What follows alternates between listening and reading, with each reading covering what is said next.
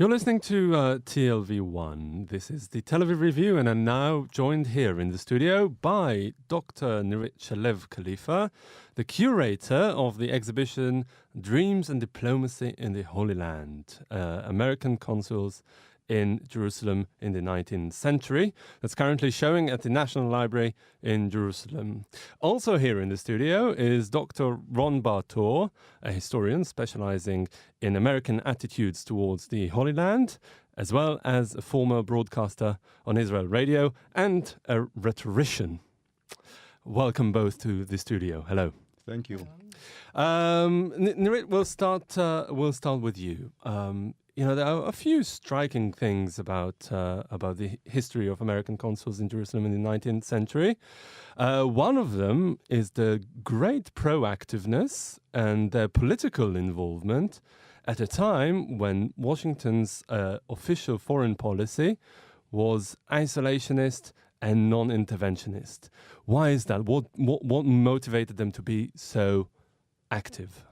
This is one of the most amazing things that all those consuls came to Jerusalem, and if you see the motivation they had, it was mainly because they really wanted to come, and they wanted so hardly that their friends, colleagues tried the best they can do, and they convinced the ministry in Washington.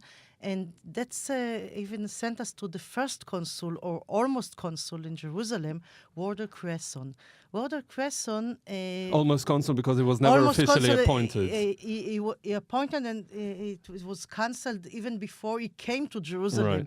The journey took about a month, and that time the people in the government in Jerusalem, in Washington, they found out who is the person, but it was the reason. Yes, the reason that they appointed him because he was a very religious person, and he wanted to come to Jerusalem. He had no idea about the real Jerusalem. Sure. He thought about Jerusalem he had the Jerusalem Bible, syndrome, the biblical Jerusalem, and some kind of.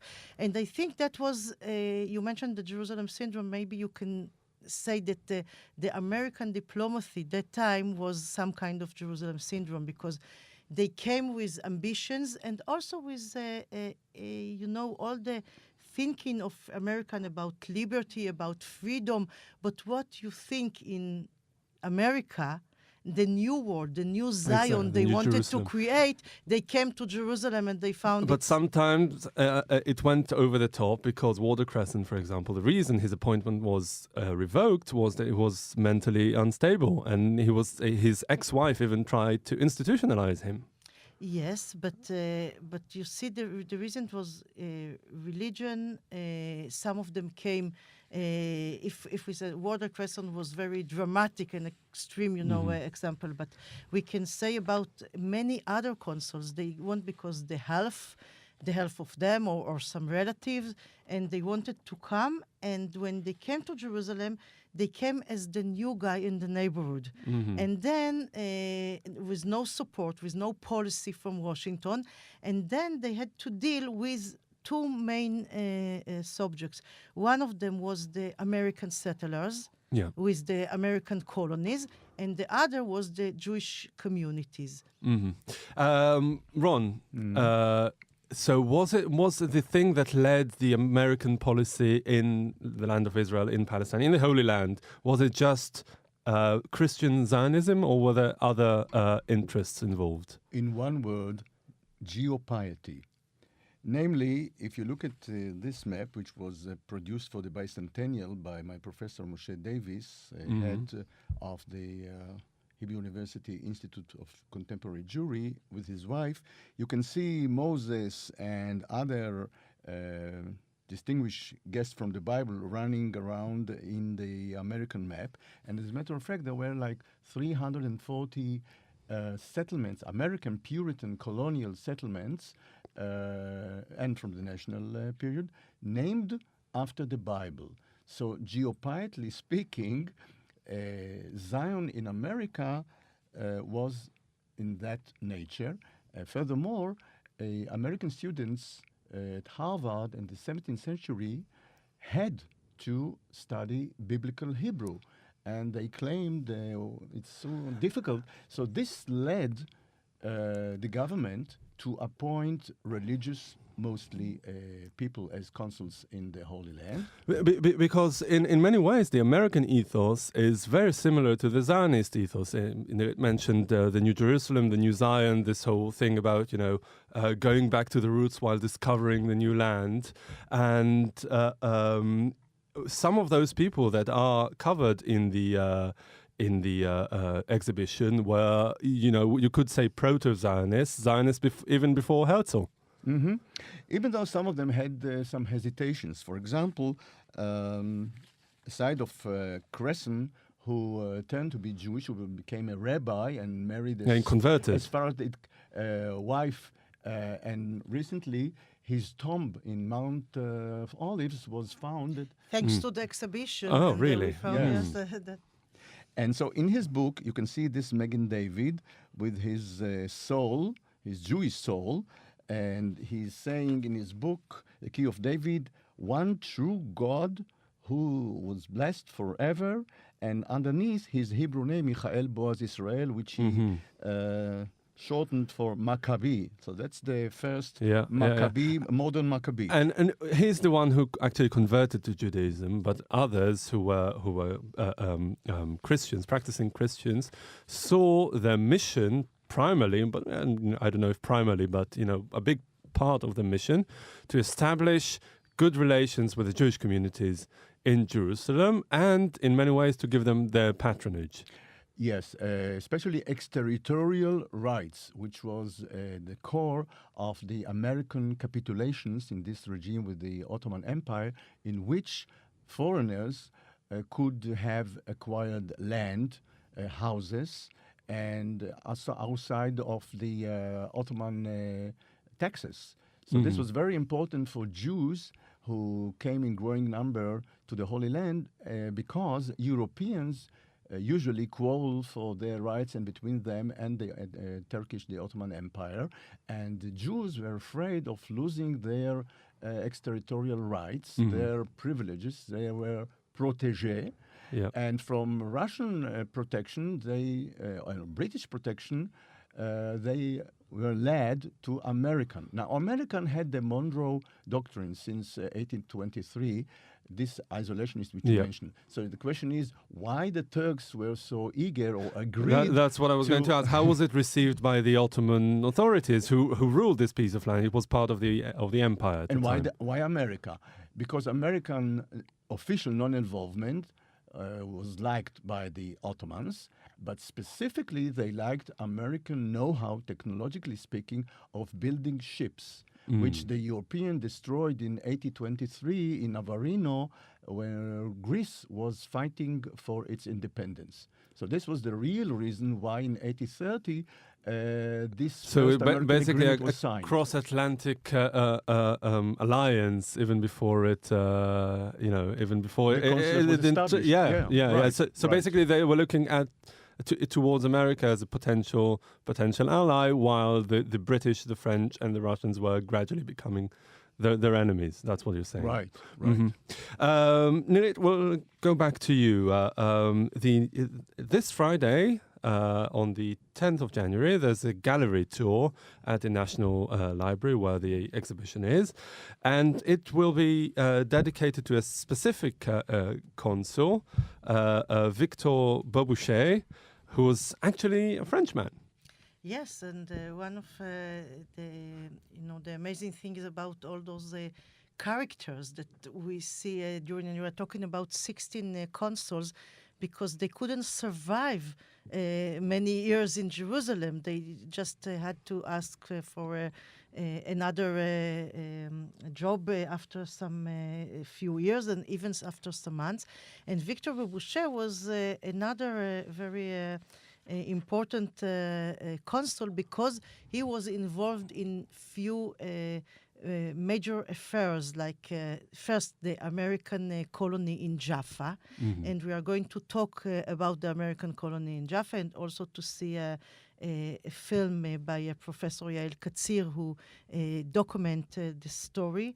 And I guess most of the people knows now the nice wooden building in Jaffa, Tel Aviv street, but and also in Jerusalem, the famous hotel. and no, but this is another American colony, and was in.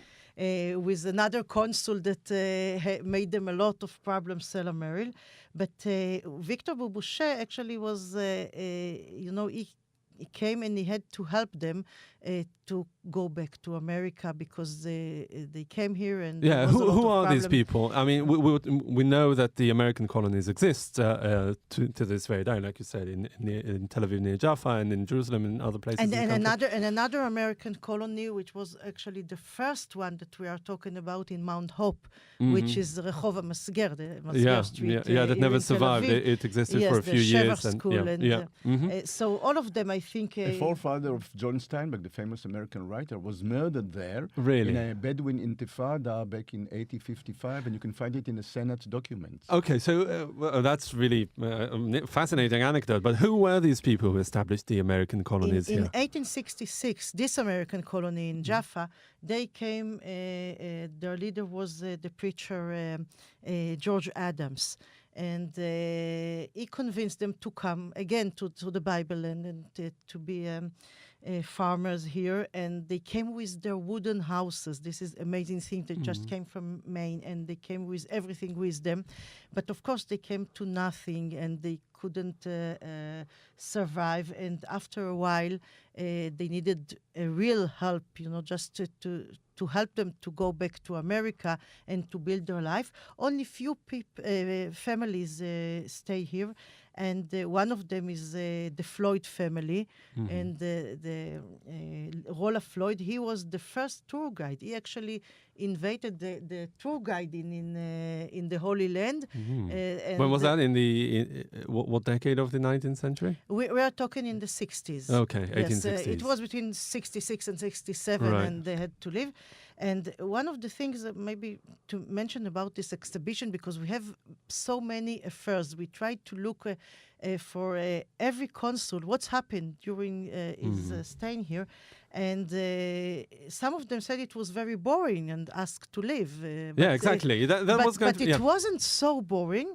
I guess for most of them it was too much, Exactly. That's my question to you, Ron, now. Another thing that struck me is that we were talking about, I don't know, maybe a dozen consuls in just over half a century, and all of them asked to be transferred prematurely. I don't know all of them, but a great majority of them. And some of them, like Nirit said, found it boring. Others just couldn't handle the network of pressures that was applied on them from the Turkish authorities, from the Department of State in Washington, and from the Jewish community here. Many of them were embroiled in controversies that hit the very few newspapers that were here. All of this, of course, you can see at the exhibition. But what do you think brought them to this situation? Well, first of all, you have to remember that the settlers and most of the consuls came from this geopietic feeling. Not that just them. Edward Robinson, the famous American archaeologist who found the Robinson Arch in Jerusalem, near the Western Wall, said that he remembered his grandfather's Bible, which led him to this profession, which led him to come to the Holy Land. And so under the spoils system, this was the name of the Department of State's system until 1906, people were chosen because of personal reasons. Other missionary, like this Boucher, for example, who actually was involved with his deputy, Jewish once, before he was converted to Christianity, named Finkelstein, who became the private secretary later of Seward, the famous Secretary of State. Right. Okay. And this Sarah Steinberg affair, where Boucher went on Friday night to a rabbi's house to take out a small child rose so much fear. in the Why, Jewish why, did, community why did he do that? Because he was in his heart Yeah. a religious missionary, Okay, so came he from- wanted he's to protect her from. so to speak. Her family was converted, and Right. her parents died, and her only sister was Christian already. Yeah. And there was a fight who's going to So- get so the- And this, they were guy, all- and this guy went to President Grant. Who- This who is is that? Rabbi Who- Schneerson, Okay. a grandson of the famous Schneerson who established Chabad, yeah. And he, as you see, speaking about GeoPity, spoke to President Grant about this missionary consul that should be go home, Yeah. so to speak. And as you can see, he was dressed like a prophet, this Rabbi So- Schneerson. so And this- as a matter of fact, he was the one who, for himself, asked to become an American diplomat in Tiberias. Uh-huh. And But it was denied. it was denied because it was involved in a scandal in which he was beaten up by